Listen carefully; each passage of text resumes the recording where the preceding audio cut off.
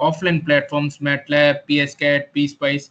But how exactly is a real-time simulation different from an offline simulation? We'll first study that.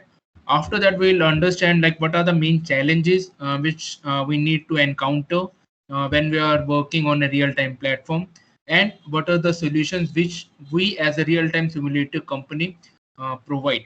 So the session, it will be divided into two halves, where the first half I'll uh, I'll take up the RT lab. I'll take up the real time introduction, followed by the power electronic solution uh, which we provide, and after that the solution which we provide for mainly power system applications, that particular part. And then there is this one third party vendor who has also collaborated with us, called as IEPT, and it is a company based out of Bangalore. And this particular company, it mainly specializes in developing grid simulators, battery simulators, PV simulators, and emulators. So that particular part, it will be covered up in the second half by my colleague Satish. So without further ado, I'll start the session, and a request to all the participants before I start. So whenever anyone has any doubt, please feel free to interrupt me at that particular time. It might be that some other participants might have also have the same doubts. So please feel free to interrupt me at any given point of time. So the main challenge is, if I start the session of today, first of all I'll just try to make things clear, like what are the main challenges which we see when we encounter the simulation of various renewable energy applications. And if we list on all such challenges, the first point can be the interfacing of simulated models with real hardware component.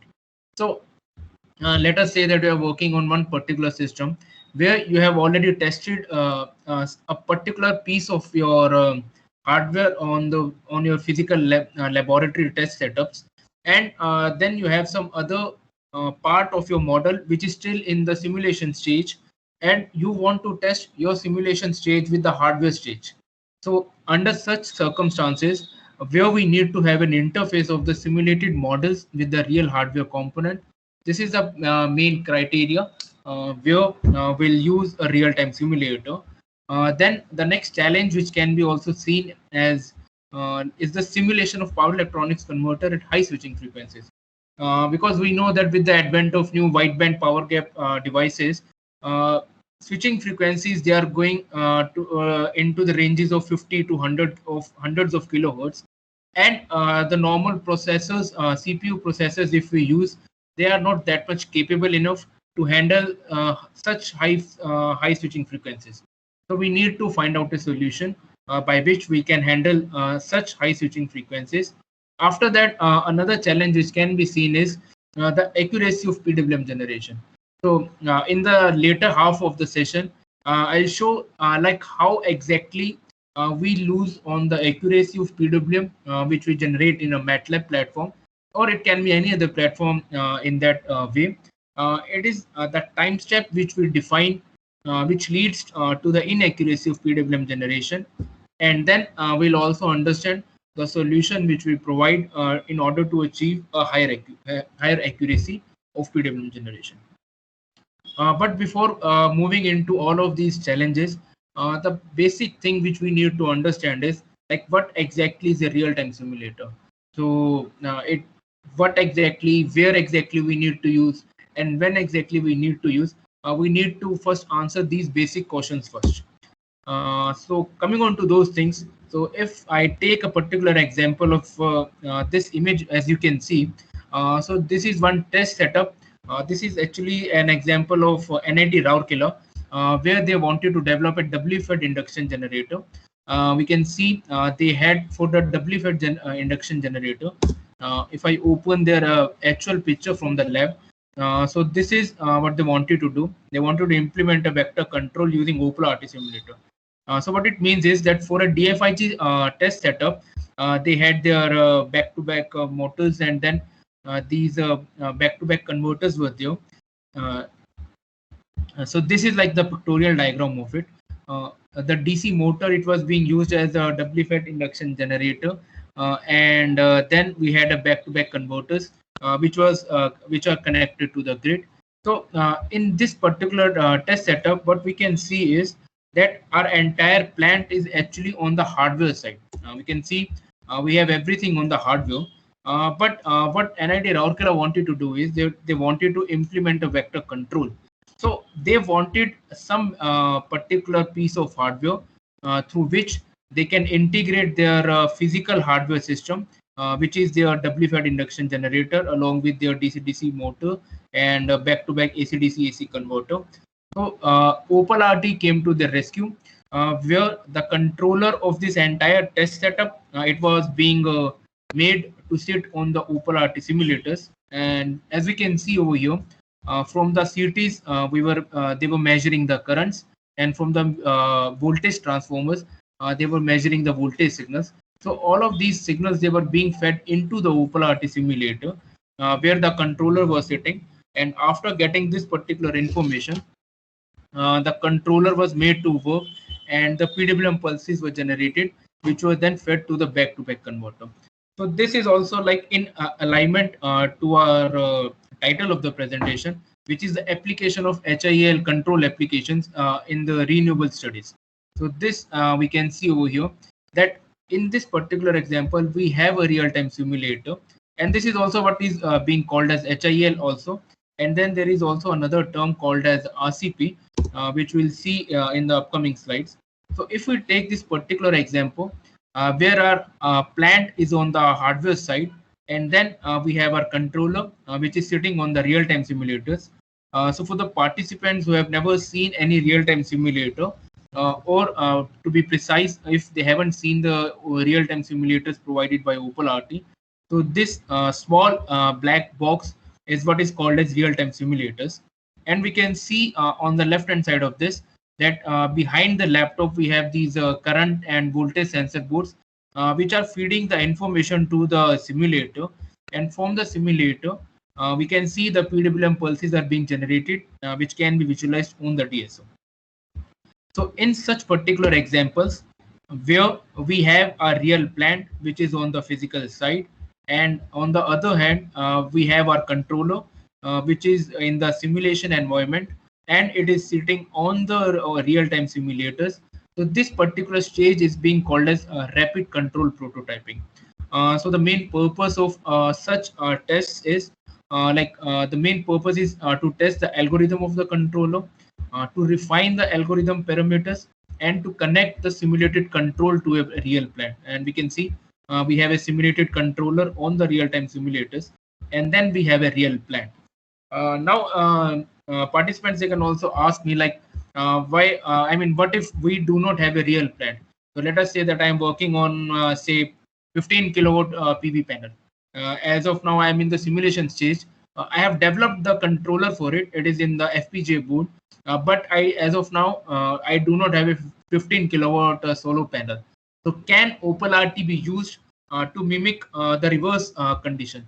And by reverse, what I mean is that the controller, I mean by the real-time simulator, they can behave in such a way that our plant, it gets simulated on the real-time simulator, and we have our controller, which will be now in the physical world. So yes, that condition is also very much feasible, and that is what is called as hardware in the loop. So what hardware in the loop is, we have a simulated plant which is on the real-time simulator, and we have a real controller which will be on the physical side. Purpose, it is very easy to test the final controller in safer conditions.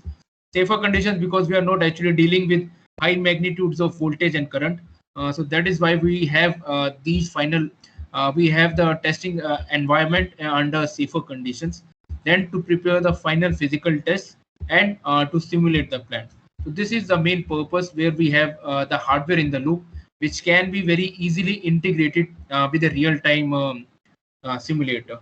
And the example of this is like, this is one example which we can study over here. So for Jadavpur University, what they want you to do is that they wanted to implement the controller for a pressurized heavy water reactor. Now, heavy water reactor, it is not at all feasible to be there in the laboratory setups. So what they had done is they had made the mathematical modeling of the heavy water reactor. The C code of it was entirely generated, and this C code was dumped onto the real-time simulators. So, in essence, what I mean is the real-time simulator is behaving as a pressurized heavy water reactor now, and the controller, which is on an embedded target, this is on the physical side of the lab, and we can have the integration of the embedded target and the real-time simulator so that the information can be flown between both of these two platforms. So this is called as hardware in the loop. So now I think we can answer these particular questions, like who exactly needs the real-time simulator. So the first point is like those who have to integrate some hardware with the simulated model. So as we have seen in the previous examples, so we have a hardware. The hardware, it can be a actual plant, like we have seen in the case of NIT Rourkela, or in the case of Jadavpur University, the hardware was an embedded target where the controller action was carried out. In such cases, we had the hardware and we can integrate the hardware with the simulated model. So under such circumstances, we can make use of a real-time simulator. Then those who want to send physical signals between two simulated models. So this is also one point where we can see. So let us say if I take this particular example and I say that okay, I have my pressurized heavy water reactor, which is going to implement on a real-time simulator. And now let us say that I'm still working on my controller and it has not been implemented on the FPGA yet. So what we can also do is we can make the controller sit on another real-time simulator. So now instead of the embedded target, we have a real-time simulator with us, which will be on the left-hand side. And the information between the first simulator can be carried out to the second simulator. So this is also another objective or another test scenario where we can make use of a real-time simulator. So this is going to be where we need to send physical signals between two simulated models. Again, anyone could have also asked me, like, why do we need to have two real-time simulators? We could have instead of having one real-time simulator which makes use which implements the controller, and then I have a second real-time simulator which implements this pressurized heavy water reactor. I could have very simply had one real-time simulator, and the entire functionality of the controller and the plant, it could have been implemented on that particular real-time simulator. So yes, that is also very much feasible. But that stage, in that particular stage, we will not have any physical signals. So at times when we need to measure the physical signals, so under such scenarios, we need to have two real-time simulators. Or if there is something, if the application actually changes, we'll see in the further slides that in the case of VGTI Mumbai, they wanted to test the communication protocols. So under such circumstances, there exist physical signals where the simulated model is still in a single real-time simulator. In that particular stage, they are not using two simulators. So it is going to be a single simulator, and now they can very easily interact with the physical signals which are in the form of communication protocols. Then those places where having physical replica of systems is not feasible. This example we have already seen, as in the case of Jadavpur University, where having pressurized heavy water reactor is not at all feasible. Under such circumstances, we can have a real-time simulator replicate the behavior of the pressurized heavy water reactor. And at last, those who would like to execute simulations at a faster rate. So what it means is, one could ask me, like we have offline simulation and we have a real-time simulation. So what exactly is the speed between both of these two things? So one might ask, okay, if we are working in a real-time simulator, it might be that we might get the results at a faster pace, or we do not know, it might be like slow also. So this particular point we'll study in the further slides, like what exactly is the difference between a real-time simulation and an offline simulation in terms of the time which both of the processes take. Talking about the time, so let us just take the example of rapid control prototyping. And as we have seen in rapid control prototyping, that we have a real plant with us, which will be on the physical side. and now we have a simulated controller which will be simulated on the real-time simulator. Let us assume that our real plant it is sending one sample per second. So this means for a duration of 10 seconds, our real plant will send a total of 10 samples, right? Now, in order to do an efficient testing, what we need is we need the real-time simulator to also send the data at the same rate. So what we actually want is we want the real-time simulator or whatever the this second case can be. We need one sample per second from that particular scenario. In that way, let us say if what I do is I still have my real plant with me.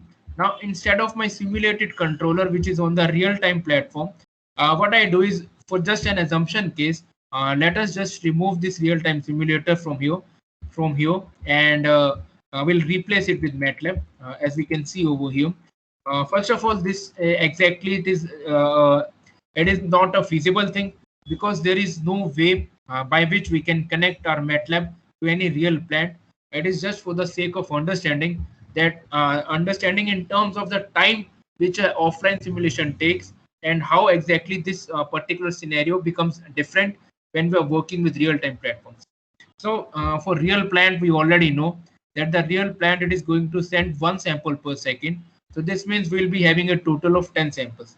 Now we have our controller which is there on the MATLAB, and what we want is that MATLAB should also send us 10 samples. But as like all of us might have experienced that whenever we are working with MATLAB, the total time which MATLAB takes, I mean, we can ask MATLAB that I want to run a simulation for 10 seconds, but it is going to be the complexity of the model which we run in MATLAB, which will define like how much time MATLAB will take. At times, if we are having a very simple model and we ask MATLAB to run for 10 seconds, it will hardly take even a single second to run for the entire 10 seconds. So if that is the case, if we have a controller which is there on the MATLAB and it is not very complex network, so what MATLAB will does is all those 10 samples which we want from MATLAB, it will give us the 10 samples, but the rate at which it will give the data is going to be 10 sample per second. This is the assumption we are going to make over here. And we can see this is the real-time clock on the left-hand side. We can see that there is no synchronization between the real data which you are getting from the plant, which is on the physical side, and the data which we are actually receiving from the MATLAB. We can see under such scenarios where we have the MATLAB getting interfaced with the real plant, we do not have any synchronization of any sort, and this asynchronization leads to inefficient testing because the data is going to come at 1 second, 2 seconds, 3 seconds from the real plant, but on the MATLAB side, there won't be proper data to map. So this testing will not be that much efficient. So now what we'll do is instead of MATLAB, what we'll do is we'll replace the MATLAB with the real-time simulator. First of all, this is exactly what actually will look like, because earlier in the case of MATLAB, we could not have connected a real plant with MATLAB, but with OpenArt, with any real-time simulator, we can very easily interconnect the real plant with the real-time simulators. Now, what we want is we already know that real plant is going to send us one sample per second. Now what we'll do is we'll ask real-time simulators that you also please give me the data at one sample per second, and it is going to do that particular thing. And we can see that now if we see on the real-time simulations, the first graph shows the data which we are collecting from the real plant, and the down graph we can see this is the data which we are going to receive from the real-time simulators. And we can see that we achieve the synchronization between both of these data transfers. Hello.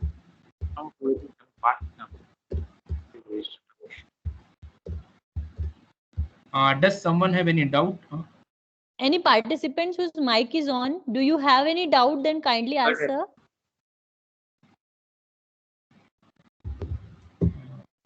Okay. I think no, it was. Sir, I think so by accident yeah, someone. Yes. Yes. Hello. 9826 422. Ma'am, I think someone's mic is on. Sir, Sir, I have muted him. yes, sir. I have Okay, muted okay, him. Sir, now please sir, continue, sir. okay, Thank you. thank you. So till now, what I have showed to you is like where exactly we can have the real-time simulation, and in another aspect, how much is the time which is going to be taken by the real-time simulations. So if I come back to my previous point, which I had skipped from you, so this is like those who would like to execute simulations at a faster rate. So now, but this particular point, it is in contrast to this to such applications. So let us say that we are working. Uh, okay, let us say that we are working on a power system applications, and all of us might have experience. And whenever we have these power system models, they tend to be very huge. And if we ask MATLAB to run the model for say 10 seconds, it will not take 10 seconds. It might take 1 hour, 2 hour, 3 hours. So under such circumstances, what we will do is if we simulate that entire power system model in real-time simulator, that 10 seconds which we want to be simulated, and now when we make it run on the real-time simulator, it is going to run at 10 seconds only. So in such scenarios, we can say that we have the simulation which is now going to execute at a faster rate.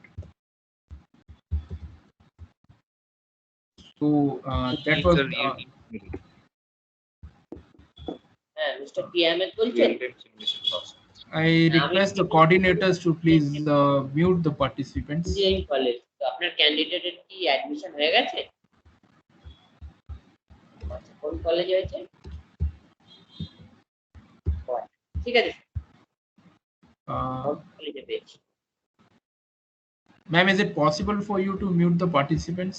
Yes, sir. We will mute all the participants, sir. Okay, can you please? And at the end, we will take a Q&A, and that time the participants will be allowed to talk. Yes. Actually, I am also feeling the same thing because participants are normally, when they are asked to ask something, they are mum and quiet. But during the workshop or during the lecture, they are disturbing the lecture. This is very unprofessional from participants who are faculties of some engineering college or some research college. That is very annoying. I feel that. Sir, now I have disabled everybody's mic. And if anybody wants to ask anything, he or she should raise his hand in the chat box. Then we will allow him for the mic. And now the mic and video camera is disabled for all the participants. Okay. Thank you very much. I'll resume my session from you. Now what we'll do is this is like this going to be some further examples. So if we say if we take the example of IIT Jodhpur, I'm going to fast my session from here. So this is the case of IIT Jodhpur where they want you to implement a DC microgrid. So as we can see, what they wanted to do is that they had their PV arrays, DC-DC converters, and the energy management system. So they wanted to implement this entire thing on the real-time simulator and parts of it also.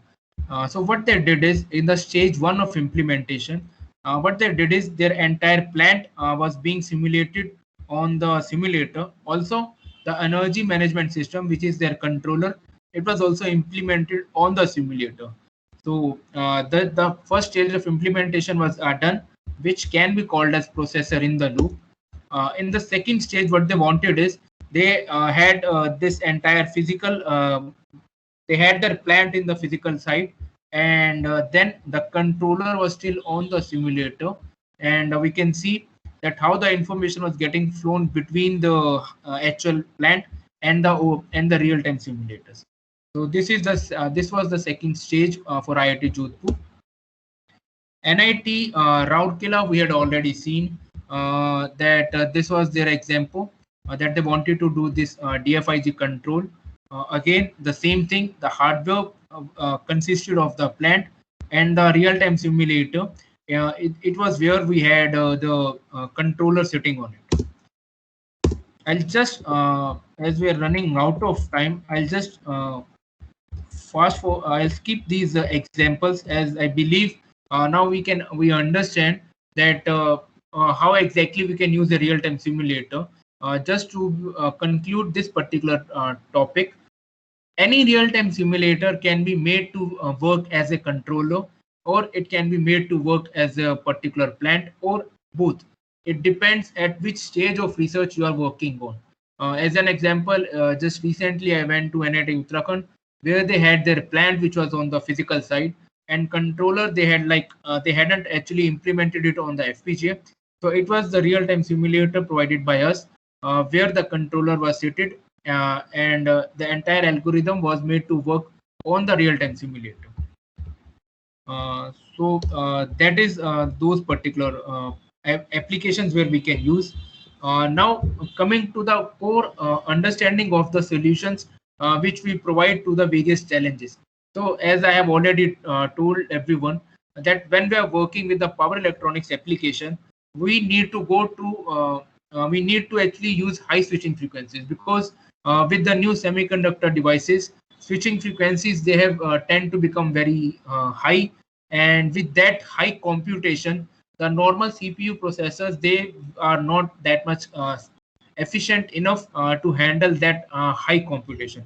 So for such scenarios, the solution provided by Opal RT is called as EHS. So EHS, it is called as electrical hardware solver.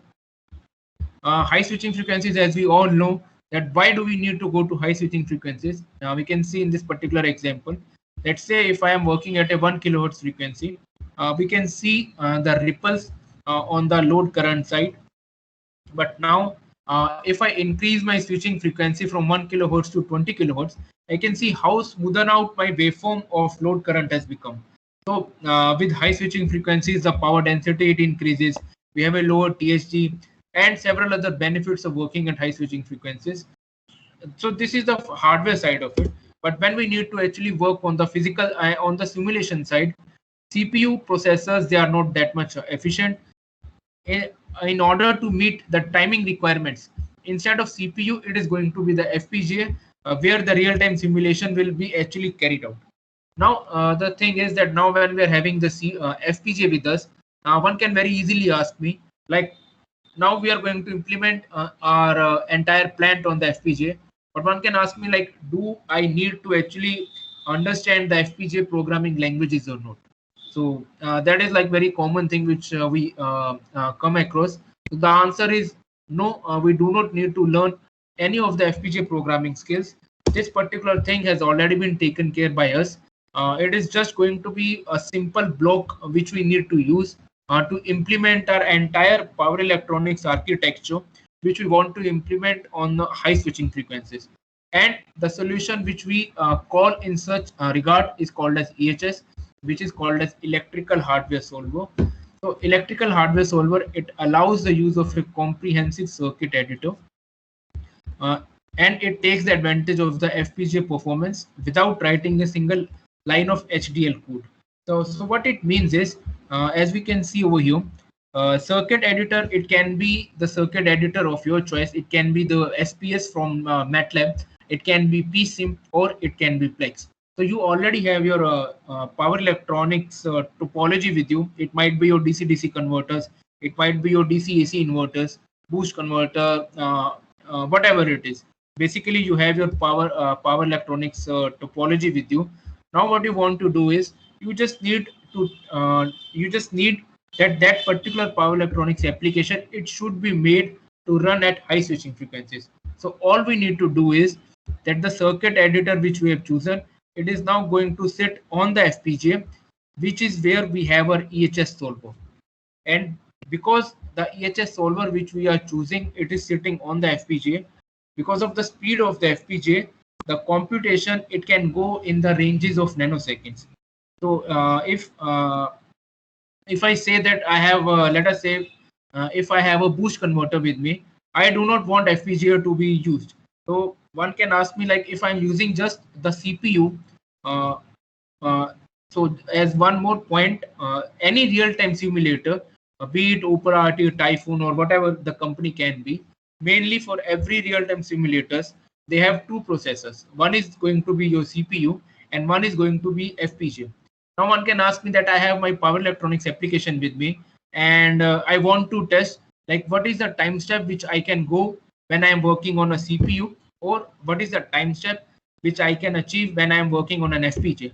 So just to give you the comparison, if your power electronics application, if it is going to work on the CPU, we can go in the ranges of microseconds. Minimum, it can go say 10 microseconds. But when we work the same power electronics application on the FPGA, now the time step which we can achieve is in the ranges of nanoseconds. It will be like somewhere 200 to 250 nanoseconds. So we can see how much, like how precisely now we can compute that entire power electronics topology. And it is only possible because the solution which we provide, which is called as EHS, electrical hardware solver, it is made to sit on the FPGA, because of which now we can achieve the high switching frequencies. The concept and the workflow, it still remains the same. We have our host computer where we will have our circuit editor. It can be again your MATLAB, whatever it is. I mean, whatever softwares which we support. So currently we support SPS, PSIM, and Plex. Apart from these ones, we are in the process of supporting PSCAD also. So as of now, we can make it to these three softwares only. So we have our circuit editor where we will make our particular power electronics topology. And now what we have is, we have now two options. We have our CPU with us. Now we have our FPGA with us. So what we can do is, we can execute the CPU model on the CPU, obviously because it is going to run slower. And if we have any power converter model which we want to run at a very high switching frequencies, we can make that particular execution of the power converter model on the FPGA, and this is going to run in the ranges of nanoseconds. And then if we have a real controller with us, we can also do the HIL simulation with real controller. So this particular last stage is like completely user based. So if they have the controller, they can very easily integrate the real controller with the real-time simulator. If not, they can like just go with the processor in the loop stage, as I had shown in the case of IIT Jodhpur, where the stage 1 of implementation was done, where they had their physical plant, where they had their plant and the controller both working on the real-time simulators. So under such scenarios where the plant and controller is on the simulator, that is called as processor in the loop.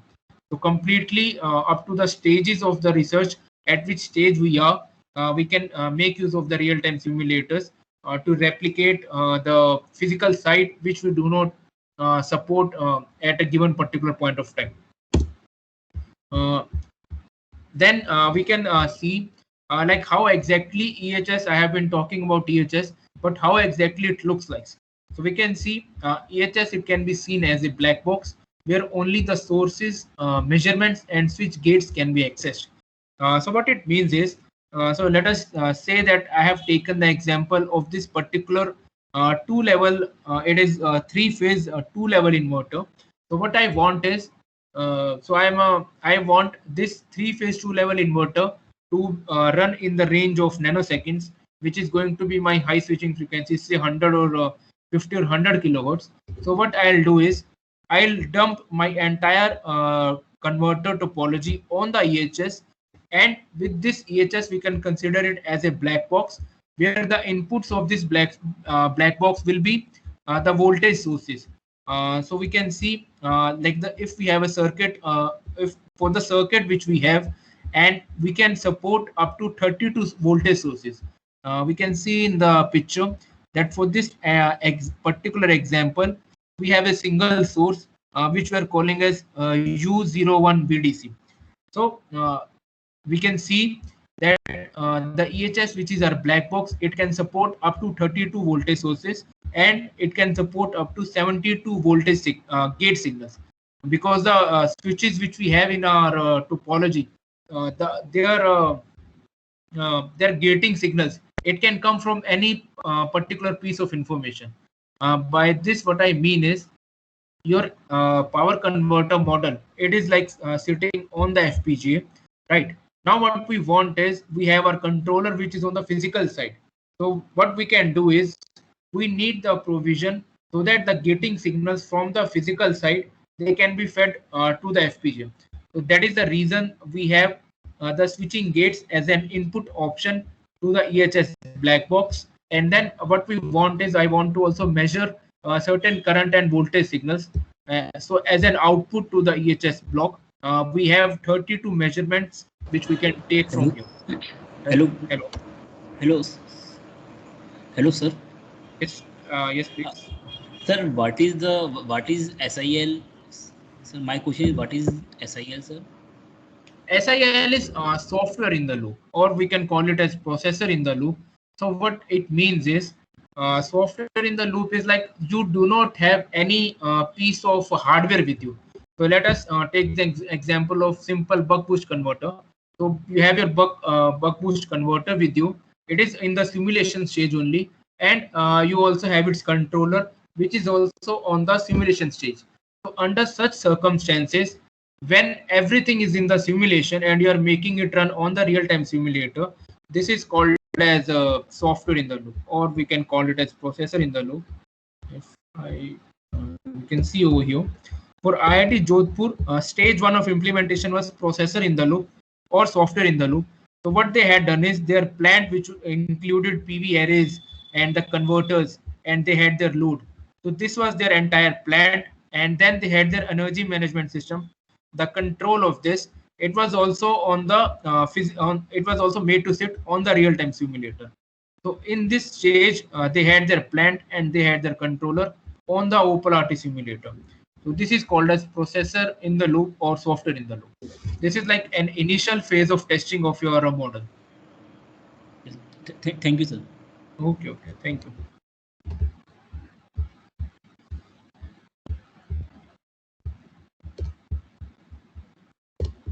So we were at this particular place where I was telling you about the EHS black box.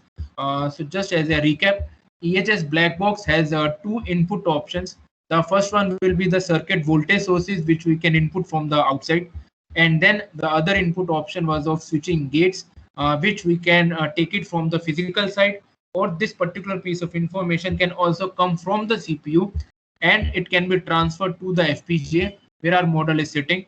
And then on the output side of EHS, we have the option to go for the measurement of the voltage and the current signals. So this is all about EHS. And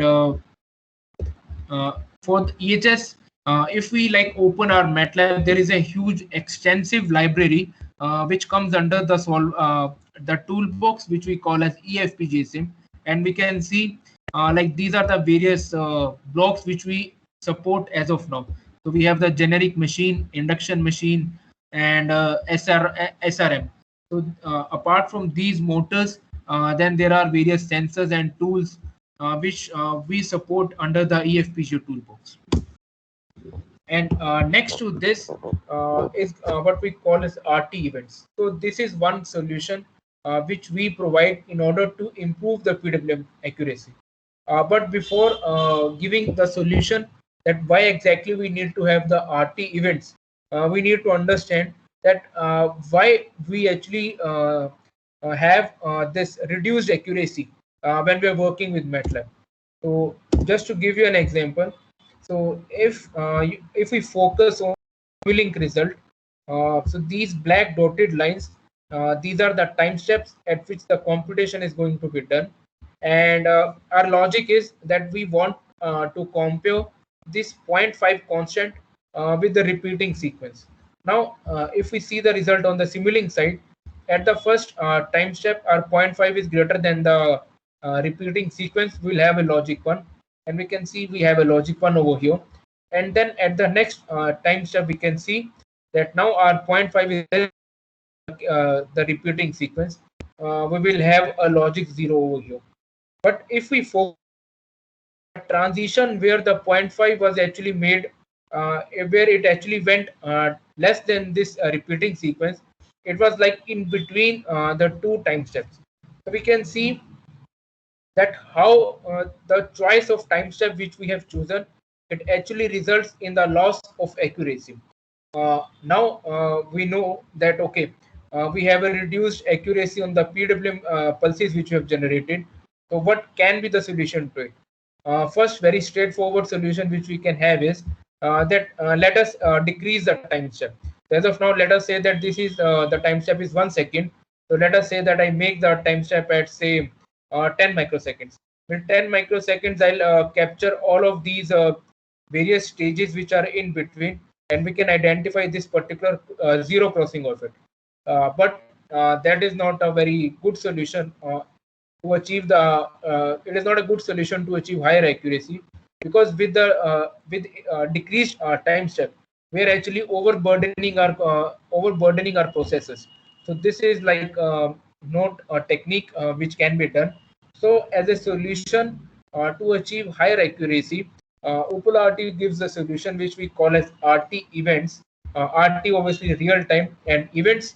The reason is, what we want is, so if there is a transition between two time steps, so what we want is we want to capture that particular transition. So this is particularly possible if we make use of the toolbox called as RT events, and we can see that all of these blocks which have some are written over it in these blocks, these are the blocks which corresponds to the RT events. So what these blocks do is that they have the option to capture the transients which occur between two time steps. We can see that Simulink signals are updated at next time step, which is represented by the vertical dotted lines. But when we are making use of the RTE events, RT events also updates the next time step, keeping the transition information in the time step. So what it means is, if I just plot it in just a quick way. So this is any of my RT event. So within my RT event, it asks us the information that how many number of events we want to capture. So by this, what I mean is, uh, all the blocks corresponding to RT events, they will ask like what is the expected number of events which can occur between two time steps. So if we have a knowledge of it, we can give this number to be say this number of events we can choose is as 10. So what it means is that now this is my first time step, and then I have my second time step over here.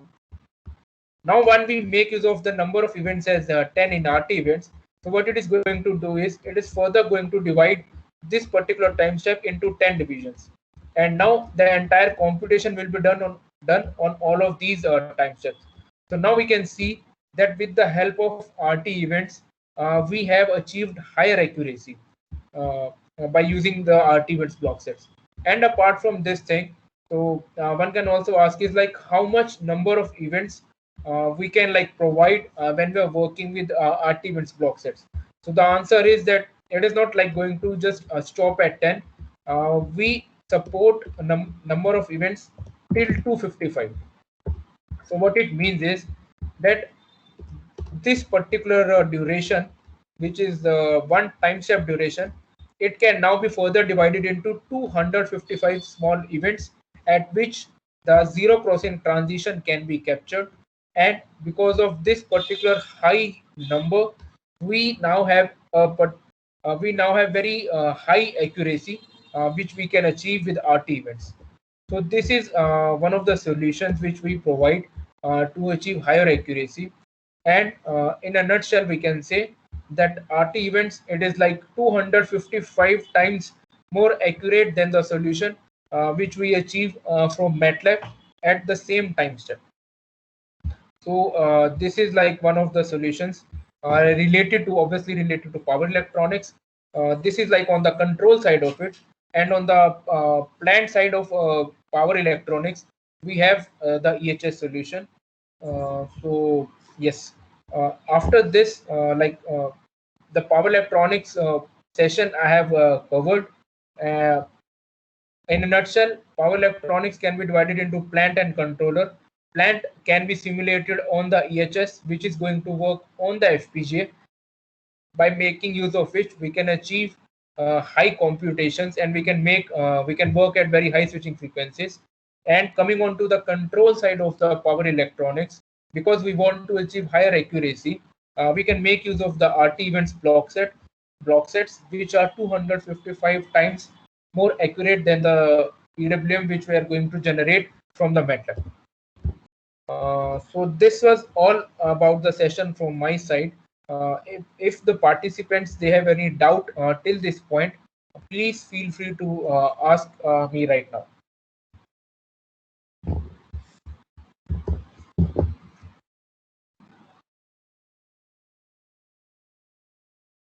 Uh, Mics and cameras are allowed for all the participants. If anyone wishes to ask anything, are most welcome. I see Ritesh Gupta sir has a doubt. He has raised his hand. Yes, sir. Sir, mic is open for all, sir. Kindly unmute yourself and then you can ask me. Sir, kindly explain RT event, how to use RT event in MATLAB, how to use. Okay. The thing is, I cannot because of time constraint. I cannot like tell about the demonstration of how to use the RT events. If the concept of RT events is not clear, I can again go through the concept of RT events. But as a demo, like we can, you can request to the Opal RT team where they can very exclusively give one entire session on how to use the RT events to achieve higher accuracy on the MATLAB side. And yes, one good point from here is when we are working with RT events, we need not actually work on the real-time simulators. RT events, it is like compatible with MATLAB, and we can make use of the RT events when we are working with the offline simulation. So, sir, if the like the basic understanding is not clear, you can ask me the question related to that. But I request you if you need a demonstration on how to use the RT events, then I request you to please contact the support team of Opal RT, where they will give the exclusive session on the hands-on experience of RT events. Okay, okay, sir. Okay, sir. Okay, thank you, sir. Thank you, sir.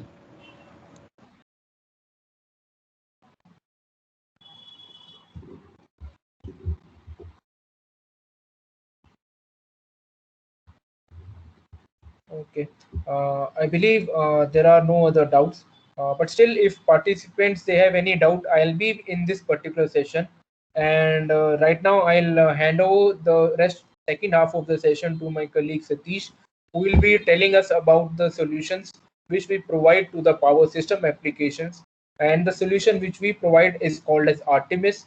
And after that, he'll give a small description about the products which IPT provides, which enables the researchers to actually have various grid simulators or battery simulators in their lab in safer conditions. So over to you, Satish. Thank you, Mani. Hello, everyone. I will share my screen.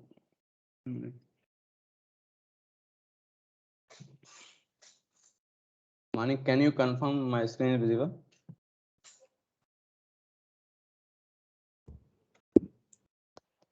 Yes, sir, your screen is visible, sir. Application oriented course. Okay. So till now, Manik explained the power electronic side. How can we implement the high switching frequency phenomena in power electronic side? Now we will discuss about the power system. So suppose we want to work on the very complex model, or we can say that suppose I want to implement any microgrid model, and that time I want to simulate that this model to the real device, or like a grid or battery device, renewable sources. That time I have to I have one constant time step, so I have to work on that. So for that we will see the solution, how can we implement the any simulation model for the real time simulation. So when we work on this power system side, when we implement any model in the MATLAB, we use the sim power system toolbox library. So by using the sim power system library, we solve the differential equation using the state space approach. So by using the state space approach, we calculate the voltage and current value, and we that we solve the entire model in the MATLAB. So state is a approach used one equation determine the state of the system and another equation define the output of the system. Here you can see the both equation for the state space approach. So this approach used by the MATLAB to solve the differential equation in sim power system library. So in this eMegaSim toolbox, we also using the same concept as state space approach, and now we will see how we are implementing the same state space approach to real-time simulator. So this is one example model. We want to implement this model on the real-time simulator. And first we will see this model in the MATLAB, and we will see the burden of this model to compute the differential equation. And we will also check the time step thing and another one memory.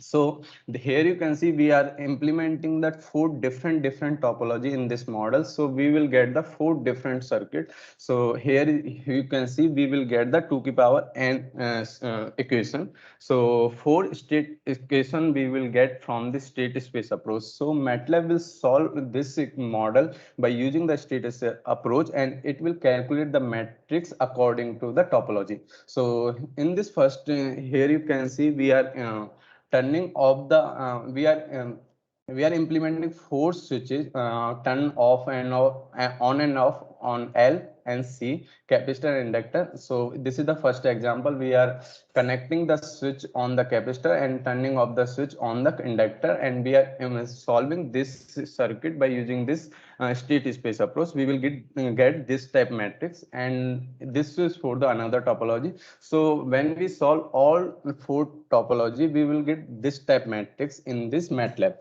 So here you can see we will this is the one simple model we're trying to solve in the MATLAB, and we will get this type matrix. So here you can see we are getting the big sparks matrix, and here you can also see that we have we have three matrix. In that matrix we have useful data, otherwise we have only zero. So this matrix will take time to compute the computation, because when the topology change we have to again we have to again calculate the matrix. So it will take time. So when it will take time, it will throw the overrun problem when we are trying to implement this model on the real-time simulator. So this is the one constant when we are trying to implement any power system model on the real-time simulator. And another thing, when we store this matrix on the MATLAB or real-time simulator, it will take more memory. So we have to think about the memory space also. So we will see the solution for that. One is time constraints problem, and another one is memory. So this is one example by using the sim power system toolbox library. So in this example we are trying to turn on this switch, and here you can see we are in this method we are using the tungsten solver, and when we are turning on this switch we can see the oscillation in this graph or we can say that you can see the oscillation in the output. Why we are getting the oscillation? When in the MATLAB, when we solve the differential equation, we use the numerical method. In the numerical method, we will get the approximate solution. So, and in the MATLAB, we use up to only two order equation solution. So here you can see the e to power 1, we will the exact value is 2.7182, but we are MATLAB took the approximation, so it will give the e to power 1 equal to 2.5. So this is the approximate value which we give by the MATLAB. So when we solve this model in the MATLAB, we can see the oscillation in the output, because we are using the numerical method solver, is Tustin solver here. So we now in the now we will see the why RTMS, how can we improve the stability of this output, and one second thing the time constant, and third thing is the memory.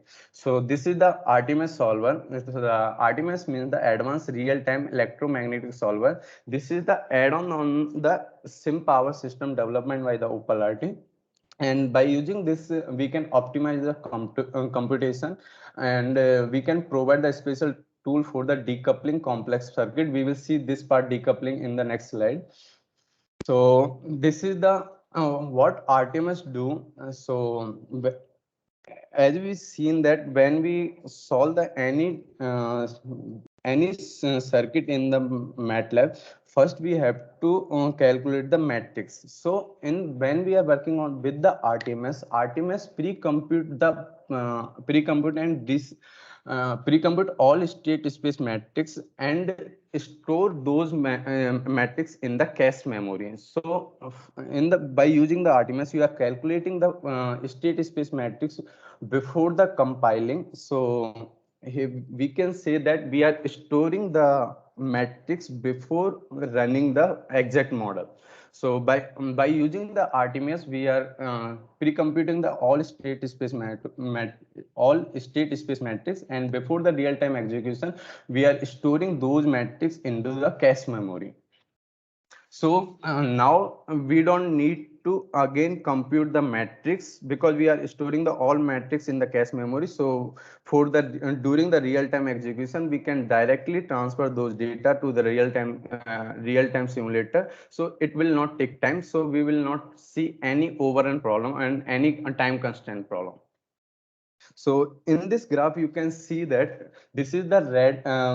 Here you can see one black dotted line. This is the limitation of the real time, and we want to simulate our model. Suppose we are taking one example, and we want to simulate that example in the MATLAB. So that example on the real-time simulator. So the red line here you can see this is the computation taken by the without when we are not using any RTMS solver.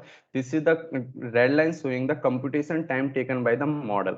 So this line is hitting the over limit of the real time, but when we are using the RTMS solver, here you can see the blue line is not hitting the real-time limit because we are storing that state space matrix before execution our model on the real-time simulator. So we are just transferring those state space matrix on the real-time simulator during the execution. And talking about the stability, when we are working on the SimPower system toolbox, we are taking up to order 2, but in the RTMS, we are using the order up to order 5. So we will get more accurate result. So here you can see in this graph, we are trying to implement the same model using the RTMS solver. We can see here, we are not getting any oscillation in this output. Now, second thing, this is the one example. I'm just comparing the result with the RTMS and the normal SimPower system toolbox. So this is the example I want to implement on the real-time simulator, and I'm using the two solver here. One is a tungsten solver and another one is a RTMS solver. So by using the tungsten solver, I'm implementing the different time step value. So here you can see first I'm trying to implement the tungsten solver at a 10 microseconds. So here you can see the red line. So red line showing the output of this this circuit, and now I'm trying to change the time step. So when I'm trying to change the time step, so I'm using the same numerical method solver tungsten but my time step is now 100 microseconds. So when I'm using the 100 microseconds, here you can see that now my output is I am getting output in different phase. So last time I'm getting output is showing in the red line, but now here you can see now I'm getting output in the green line. So now output is I'm not getting any proper accurate output. So I can't increase the time step because I will not get the accurate result. but using the RTMS at 100 microsecond, here you can see when we are using the RTMS solver at 100 microsecond, we are getting this blue line output. So this output is in the same phase with the red color output, but we are using the time step is 100 microsecond. That's why we are getting the step output, but we are getting the approximate same output when we are using the time step at 10 microsecond. So when we face any overrun problem in any model, we want to increase the time step so we can reduce the overrun, we can avoid the overrun problem.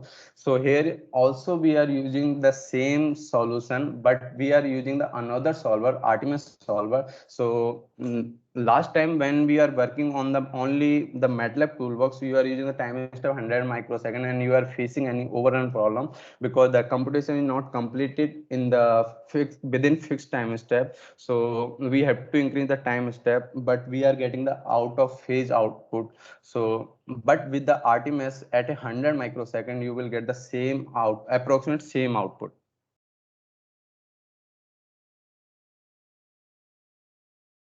Now, suppose I want to implement one model on this on the real-time simulator. In this model, I have 12 state, 35 input and 59 output and 15 switch. I will show the diagram in the later slide, but first I'm just explaining that this is the one model I want to implement on the real time. So how much memory it will take? So here you can see when we are trying to implement this model and when we are storing this matrix on the cache memory is taking around 1 GB data.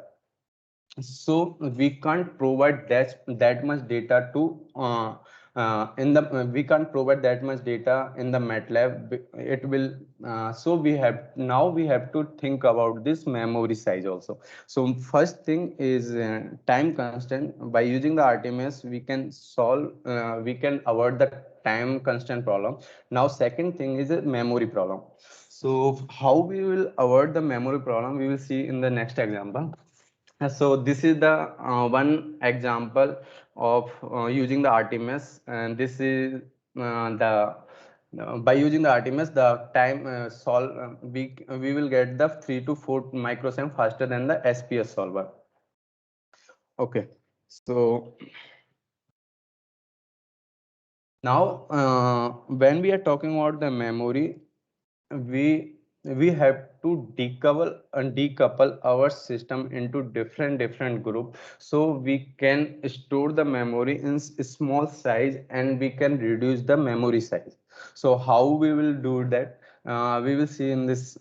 Okay, this is the matrix we want to implement on the real-time simulator, but this matrix is taking too much memory. So we can divide this matrix into 3 parts. Here you can see we want this first 2 cross 2 matrix because we in this matrix we have useful data. So here you can see we are taking this as a 1 matrix, and the another one is 2 cross 2 matrix is 2 2 2 2. So we also taking this as a matrix, and the next one is a 3. So we are dividing this very big matrix into small parts, so it will take less memory. So and this is called the decoupling method. So how to now we will see how to do in the circuit.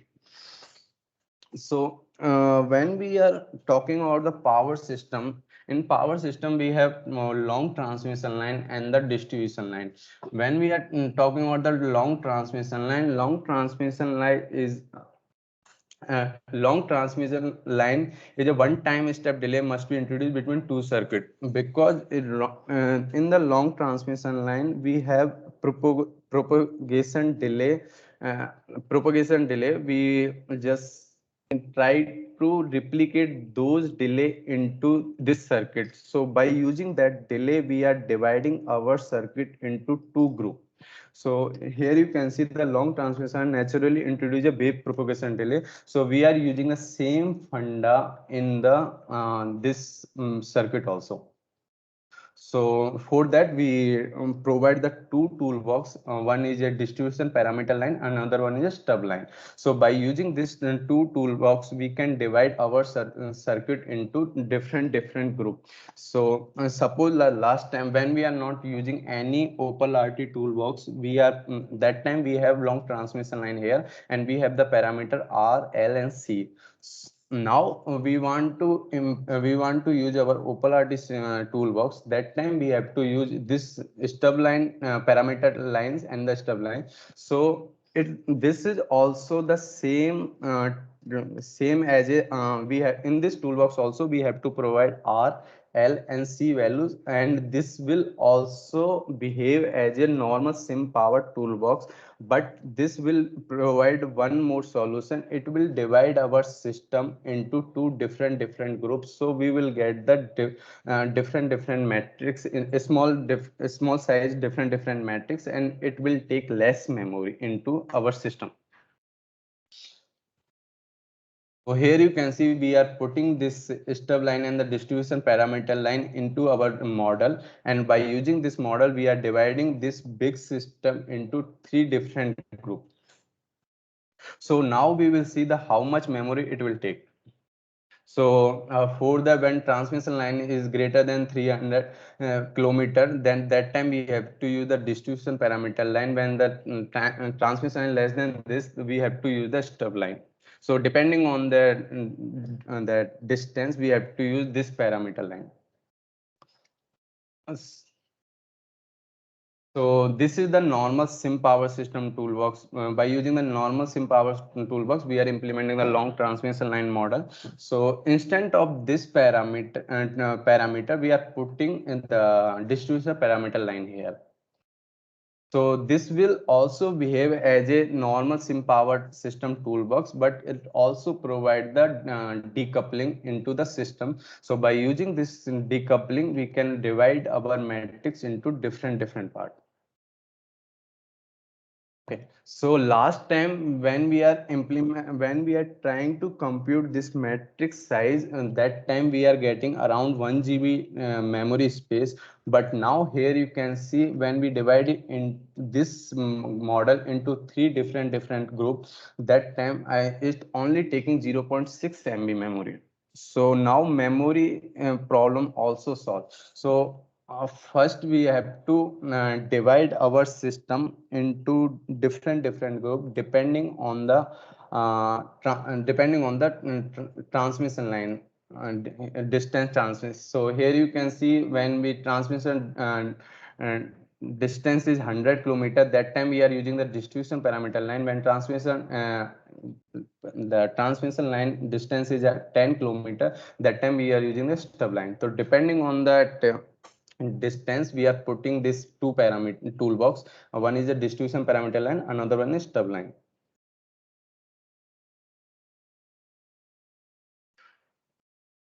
So this is the here you can see that we are total number of equation 2 to the power 6, 2 to the power 3, and 2 to the power 6, because in this we have total 6 switch, and in this we have 3 switch, and in this we have 6 switch only. And last time when we are using the sim power system toolbox, we are getting and the storage we are getting around 1 GB data, but now when we are using RTMS solver, it taking only around 0.6 MB memory. Now this is the solution for the long transmission line. Now when we work on the distribution line, or when we work on the power electronics side, suppose in the power electronics I have very big complex model, or when we are working on the distribution line not that introduce any delay into the system. So we can't use those toolbox into the model because they will introduce one delay. For that, we are also providing one solution for that. Here you can see this block SSN interface block. So by using the SSN interface block, we are just dividing this system into two different groups. This that block will not introduce any delay, anything, no resistance, no inductance, no capacitance. It just transfer data from one part to the another part, and it will just provide a solution for decoupling. It will not require any parameter, anything. It doesn't require anything. It will not also introduce any delay, any resistance, any inductance. It's just transferring the data from left side to the right side. So in the library, you can find out for single phase, 2 phase, 3 phase, and 6 phase SSN. So now when we connect this SSN block, we have to define this characteristics according to the element. When we are connecting this block to the capacitor side element, we have to select the I-type port. When we are connecting this to inductive type elements, we have to select the V-type port. So here you can see this is the one model we trying to implement on the real-time simulator, and by using the SSN block, we are dividing this system into three different groups. So here you can see first we are putting the SSN block here, and we are dividing this. This block is dividing this system and this as a group, and we are also using another SSN block. So by using two SSN block, we are dividing this system into three groups. So it will take less memory. This is the one example model, and in this example, this is a very complex example model. When we run this example model on, hello? Yes, sir. Sir, I have a doubt, sir, regarding Yes. SN. Sir, is SSN model is measure voltage and current on the grid side, sir? Sir, this is just a solver, sir. It is not a measuring block, sir. No, sir. This is by using the SSN block, we just dividing the system into two different groups. It will not measure anything, sir. Okay, sir. Okay, sir.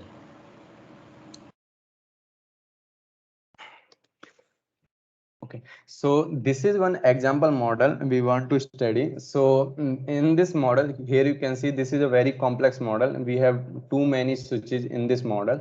When we implement this model when we trying to implement this model on the real-time simulator, first it will that pre-compute the matrix. So we will see the how much memory it will take. So the total number of topology here you can say 268 million, and the memory size also you can see here. It will take too much memory to store those pre-compute state space matrix. So we can't provide that much memory to the system, and we can't transfer that much data to the real-time simulator.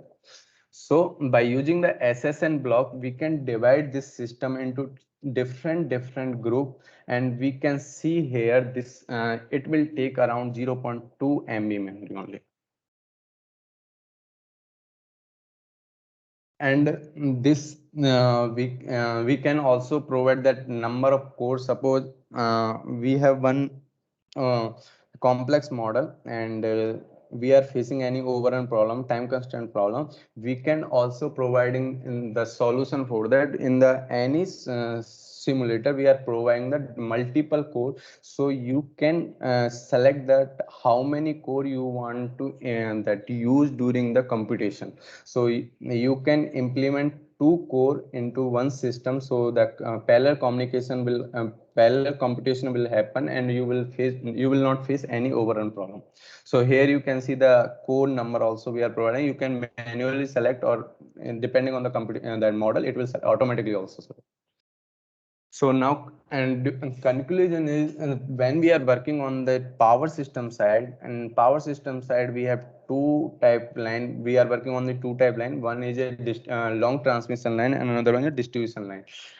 In that long transmission line, we are using two parameter. One is a stub line, and another one is a distribution parameter line. So when we are using a distribution parameter line, it generate the at least one time step delay, and stub line will generate the exactly one time step delay. So this toolbox used for the long transmission line. Now when we are working on the distribution side or power electronics side, that time we have to use this SSN interface block. So this block will not generate any delay, no resistance, no inductance. It just transfer the data from left to right side. Sir, any doubt regarding this RTMS solver? Sir, I have doubt regarding SSN. Sir, if we connect renewable energy to the grid, sir. Okay. So is it SSN is used or not, sir? Sir, suppose you want to implement this. This is your model, suppose. Yes, yes. And here, suppose we have grid anything like renewable energy sources. Ji, sir. So when you are implementing this model into the simulation, you can provide the SSN block here. But when you transferring the data from the outside, that time you doesn't require SSN block. Sir, repeat, sir. Sir, when we suppose this is the one model I want to implement, and I have one renewable. Suppose I have 3 renewable sources. One is Yes, sir. here, one is here, one is here.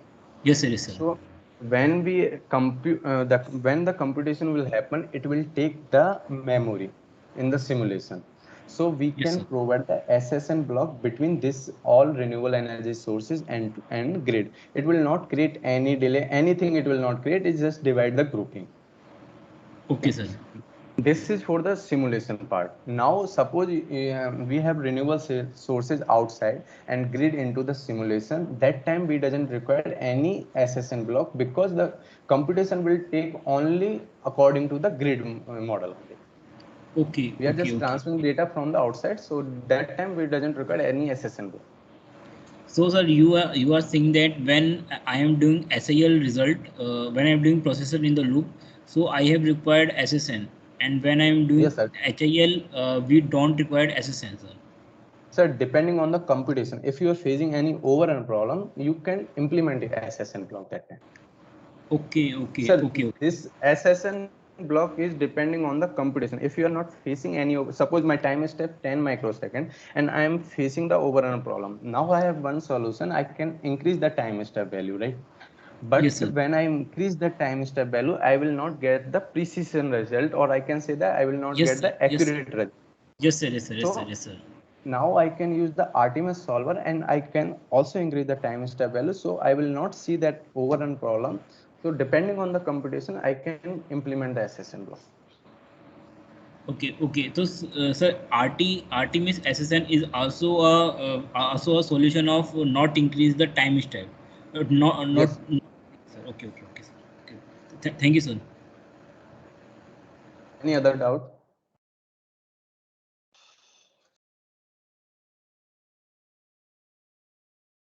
Any of the participants, if you are having any type of queries, kindly you can unmute yourself.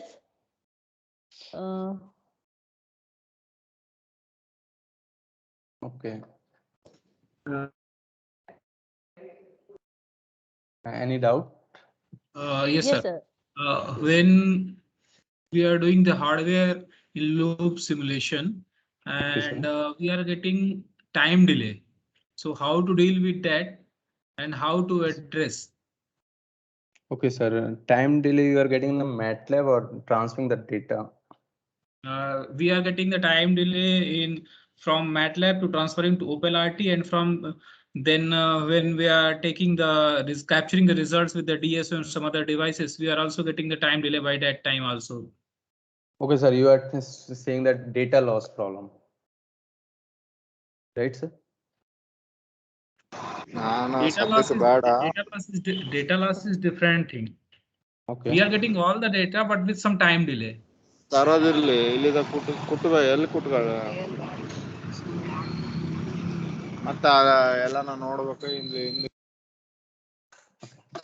Okay, so sir, now you are transferring the data by using the, suppose we are transferring the data for HIL from the analog card, sir. So analog card will provide the sampling frequency up to 1 megahertz, sir. So maybe you will not face any time delay that time, sir. Up to 1 megahertz, you can directly transfer those data, sir. So Sir, is this do with the complexity of the model and the complexity of the system? sir, if you are facing any overrun problem, that time we can say that it because of the computation only. Okay. if you are not facing any overrun problem, suppose I will give one example.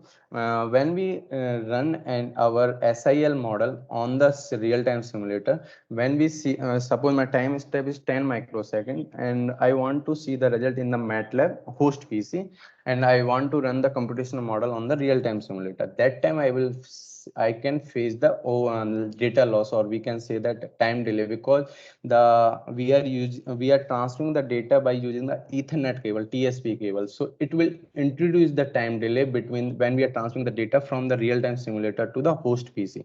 So that time we will face the data loss, or we can say the time delay. But when we are transferring the data by using the analog card or digital card, that time we will not face any data loss or any time delay, because the analog card we are working, that card is working on the 1 megahertz switching frequency.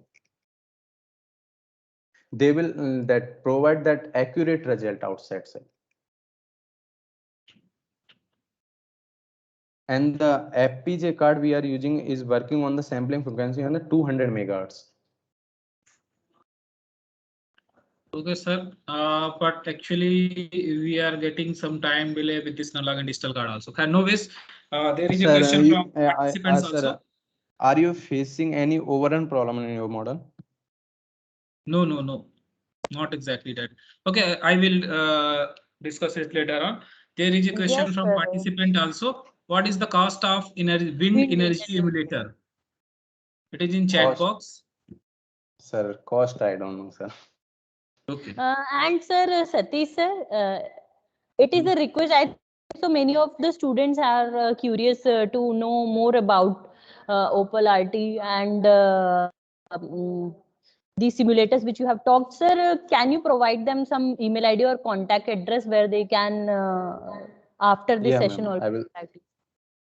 Yeah, man, I will provide. So, dear participants, if you have any doubts, please ask. Otherwise, we will formally close the session. Upen sir? Sir, I have a doubt, sir. There's some slide Please also ask. remaining. Yes, Ratish sir. Kindly answer. Okay, Sir, okay. Next, what is the question? Sir, is it in this opportunity we have can we have generate bipolar carrier in real time for SPPWM? I'm not aware about this thing, sir. I will check Sir, and I will like. yes. Manik, can Sir, you? yes, I'm here. So for your question, if I may ask you, can you do it in MATLAB? Yes, sir. Yes, sir. Sir, actually, I am doing MATLAB, but when I run MATLAB on 10 microsecond, carrier will be cut. Carrier will be cut, and it cut at 0.8. Okay. I mean, And see. yes, Okay. sir. The thing what I want to say is, see, real-time simulator, it is not something like it can do something on its own. Whatever the circuit editor is, whether it is Simulink, Plex or whatever, so Okay, the okay, way you model it, it is going to implement the C code which is going to run on the simulator. That is it. okay, sir. It is all about the time step which we worry about when we're working in real time. I cannot say if I can do this on real time and I cannot do it on MATLAB. That is not the thing. Whatever we can do on the software in the offline platform, we can definitely do it on a real time simulator. But if your model itself is not working in offline, then in no way we can work it on the real time simulator. Okay, okay, okay, sir. Okay, sir. Okay, Yes, sir. yes. Thank you, sir. Okay, thank you. Okay, sir. I have some slide. I will cover this. We have 5 minutes only. Okay.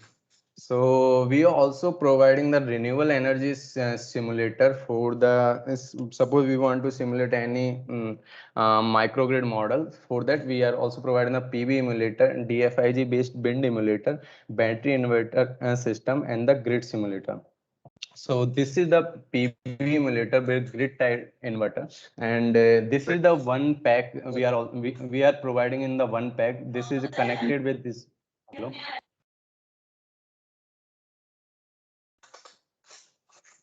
Okay.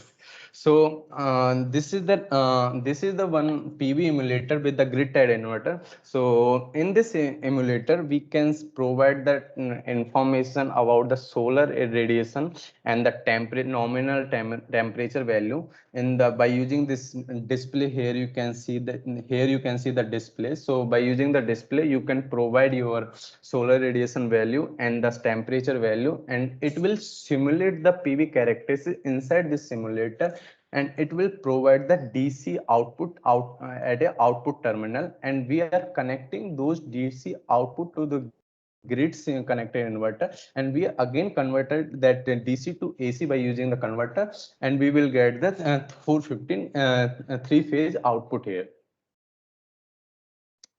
So here so output that specification of the rating we can see here 10 kVA, and display we can provide the data using this display here, and the input voltage 415 three-phase 4-wire system, and frequency we are working on the 50 Hz, and the total harmonic distortion we can provide the less than 3%, and the load capacity 180% for 2 seconds, and the insulation also we providing, and the inverter we are using the bidirectional IGBT based inverter, and the high max switching frequency we are using up to 20 kilohertz, but we can't operate at it up to 20 kilohertz. We can operate up to only 10 kilohertz switching frequency, and the input DC voltage is 200 and the output voltage is 300, and the converter we are using the PWM based buck converter for the MPPT controller.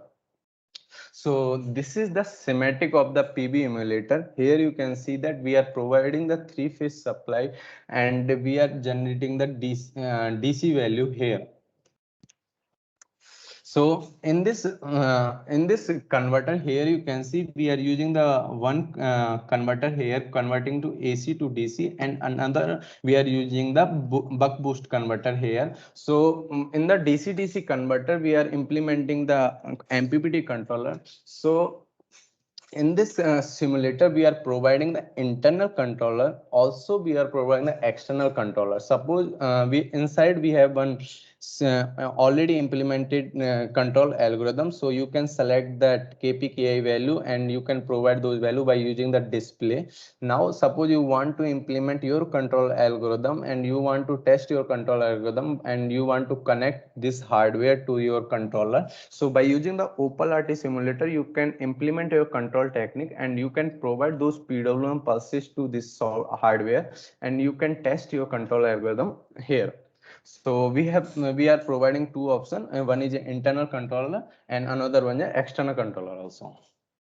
This is the grid tied side schematic. Inside this also we are providing the controller, inside controller and the outside controller also. This is the DFIG based bind emulator. So this is the schematic of the DFIG.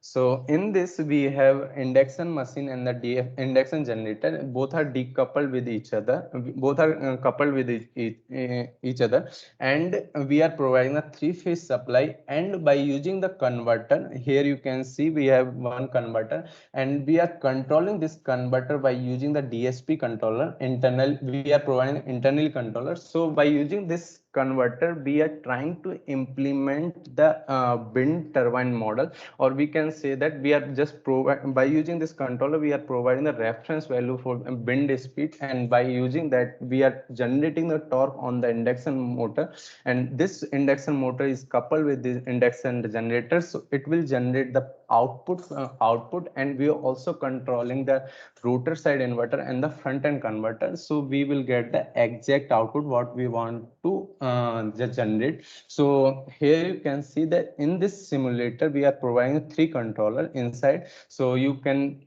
by using the display, you can provide your data, and you can control this DFIG. Suppose you want to implement your controller, for that we are also providing an external controller interface. So you can implement your control technique, and you can put this DFIG in the closed loop with the OpenRT simulator, and you can implement your control algorithm in the OpenRT, and you can provide those PWM pulses to this converter. So this is the inside view of this DFIG. So here you can see this is a prime mover converter here. So we prime mover the controller, and this is the front end converter, and this is the rotor side inverter. So in here you can see we are using the DSP controller. So by using this HMI display, you can provide the data to DSP controller, or by using the Opal RT externally also you can provide the PWM pulses to this simulator. And this DFIG simulator, we are also providing one HMI display. So you can connect the, in this HMI display, here you can see we are providing the option for local and the grid. Local and grid means you can island that grid. We are also providing islanding mode and the grid connected mode. So you can select depending on your application, you want to implement islanding mode or the grid connected mode. So according to that, you can select your control that thing. And one more option we are also providing the manually and the automatically. So here you can see we have to follow some process to turn on this DFIG controller. For that, we are also providing the manually you can control the turn and off process, or automatically also you can directly provide that turn and turn off process. Next thing is a battery inverter system. This is the battery inverter system. This is the inside view of this battery inverter system, and the output rating of this battery inverter is 3 kVA, and the input voltage is 48 voltage DC. So by using this battery inverter, we are trying to produce the output of the battery, or we can say that we can use this inverter in the both direction. We can provide the DC value to this inverter, and we can generate the AC output, or we can provide the AC output on the one terminal, and we can generate the 48 voltage DC. Hello. Okay. This is the schematic diagram of this inverter. So here you can see we are using one converter here and one one converter here. So by using this, you can control your control algorithm, and you can put this battery inverter into closed loop with the Opal RT simulator. Next one is a grid simulator. So by using this grid simulator, we are trying to implement the virtual grid into the system. So this is the rating of this simulator, and three-phase supply being required, and the output also we get three-phase supply, and the input frequency 50 hertz, and input tolerance we can provide plus minus 3%, and the output power is 9 kilowatt, and the switching frequency we can go up to 4 to 8 hertz, 8 kilohertz, and the all protection card we are also providing inside this simulator. Now suppose you want to implement the closed loop controller, that time for that we also providing a testing point, and the for the voltage and current both side in the grid side and the load side. And this is the schematic diagram or the grid simulator. Here you can see we are using the back-to-back converter, two converter we are using.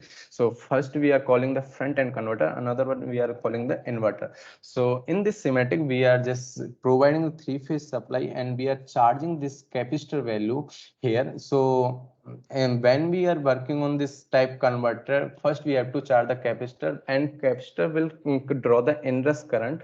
For the safety purpose, for we also provide the pre-charging circuit inside this simulator. So by using the pre-charging circuit, you can charge the DC bus voltage, and after that you can implement your control algorithm, and you can control this front end converter.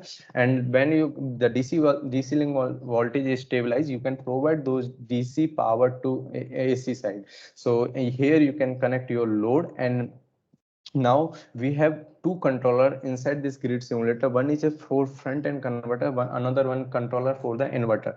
So in the front end converter, we are not providing any option for externally. We are just providing the HMI display. You can set the DC link voltage, and you can stabilize this DC link voltage. Now for the inverter side, suppose you want to implement your control algorithm. So for that we no in the load side, we have one inverter. So we are providing the internal controller for that. And now suppose you want to implement your control algorithm, and according to your load condition or according to your application, you can implement your control algorithm, and you can we also providing a sensor current voltage and current sensor feedback, so you can implement the closed loop controller for that by using the OPAL-RT, and you can provide the PWM pulses to this inverter. You can control this inverter inside this grid simulator, but you can't control this front end converter externally. We are providing this internal controller for this only. And another one is a HIL control interface. Now, in this, all this that simulator will provide the output voltage and current value is 230 or around 10 ampere like that. So now we can't directly connect those value to the OPAL-RT simulator. We need a current voltage sensor between them. So we also providing one that product for that. You can by using this product you can connect the any renewable energy sources to the OPAL-RT simulator. This converter will take the output voltage up to 600 voltage and the current value up to 15 ampere, and it will convert those signal into 10 voltage, and you can just after that you can directly connect those signal to the OPAL-RT simulator, and you can implement your control algorithm. So this is just like a hardware in loop process. This product is just for the measurement of the current and the voltage, and it will just convert those signal to 600 voltage to 10 volt. This is the rating of this converter, 10 volt. We can input range we can 600 voltage and output plus minus 10, and the input range of current 15 ampere, output range is plus minus 10. And now this is the one example model of the microgrid. So here you can see we have one wind turbine, one PV and battery, and the some residential load and the grid also here. So by using all this product, we are just implementing the instead of grid, we are implementing putting the grid simulator, and instead of the PV we are implementing this PV emulator and the battery inverter, and the this wind also we can implement the wind turbine simulator, DFIG wind simulator, and we can control all these renewable energy sources by using this OPAL-RT simulator.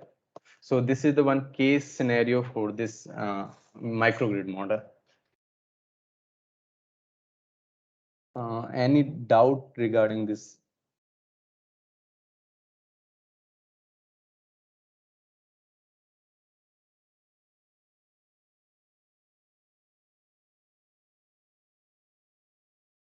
Hello?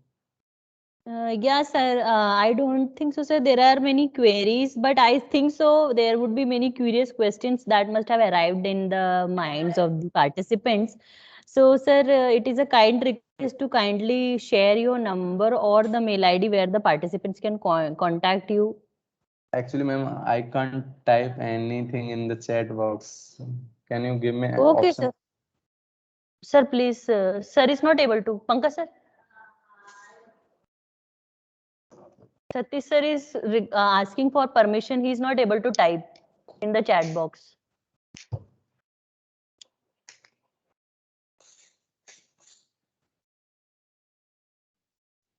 Okay, ma'am, Manik already Yes, provided sir. the ID. Yes, sir. Yes, sir. Yes, sir. Yeah. So it is the request to all the participants. You can contact sir on the mail ID provided. Bhupen sir. Bhupen sir is saying something. Okay. No, we'll be. I'll just listen. Sir, any doubt from the audience, or we can close this session? And sir, please let us wait. Any more doubts?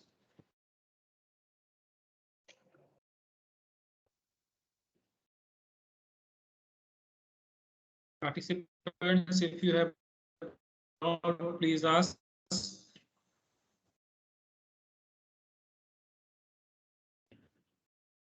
Hello. They don't have any doubts. Okay, sir, then we can close this session. Bhupen sir. I hope both of you are. Yes, please. Hello. Sir, My sound is there is network connection problem, that is.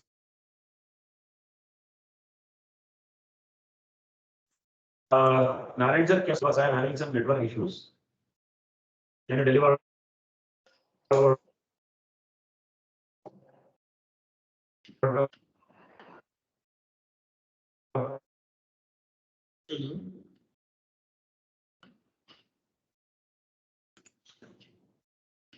I think so. There is a network problem at Narayan sir's and Bhupen sir place. So I will like to thank both Satish sir and Manik sir for taking out time and explaining such a very useful OPAL-RT technologies to us and letting us know that what are all the possibilities and how we can use the OPAL-RT in our research and we can get good results out of it only other than simulation. Thank you, sir. Thank you, ma'am. Thank you of all audience, and thank you for this opportunity. Thank you so much. Thanks so much. Thanks a So, lot, for- Manik sir, Satish sir. Thank you you very so much Thank you, Manik for sir. enlightening us on RT. So for all the participants, we would like to thank you all for having patient listening. And tomorrow we will be joining you at 10 o'clock. So it is our kind request to all of you to join on time. As our guest for tomorrow is Professor Sanjeev Dwivedi sir. He's from Danfoss, and I think so it would be very useful lecture for you all to attend. So kindly be on time, and whenever the feedback form is percolated, kindly ensure to fill it as the minimum percentage required is 80% for the certificates to be issued. Everybody knows that, so kindly keep that in mind. And saying that, I would like, Bhupan sir, do you want to say something, sir? I want to say to this participant that tomorrow's expert will be delivering his lecture from Denmark. So they are having a time of 4 hours before our time. That means he will be delivering the lecture at 5:30 a.m. or 6 a.m. So considering the efforts of our experts, please be on time and please listen to those experts. They are valuable experts who are working very valuable and rich experience in this area.